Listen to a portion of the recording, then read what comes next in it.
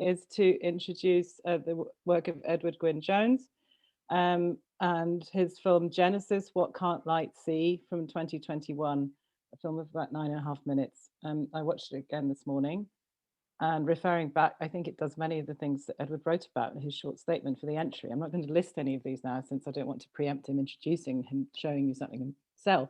But I have to say, it's not so usual to find a statement that's so aware of the piece of which it writes, and yet is capable of not explaining it away.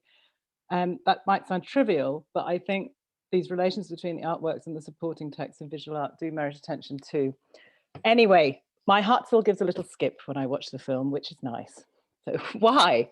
Well, I think it's dynamic in its combination of elements. It's described by the artist as variable in installation, but I think it's also variable throughout itself, rewarding repeated viewings, which is the lot of being a judge, with combinations of image and sound that wriggle and mutate each time. It leaves me space to watch it, despite the threat of the music or the fact of the band Genesis becoming dominant. It's very hard to include recorded popular music in a short film or artwork, I think, without that musical artist's work threatening to overwhelm the whole. But here the interruptions and the changes, the literal switches, the pauses and the gaps, the disjointed articulations, as well as the tracking between senses of sight and sound, between reading and looking, refuse to let any of that sort of overwhelming take place, and instead recombine the elements that Edward has chosen.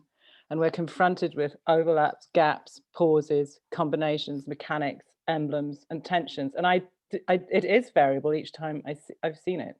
So I'd like to hand over to Ed. I see he's called himself Ed on his box. So I hope I'm all right calling him Ed. I'd like to hand over to him now. Thank you.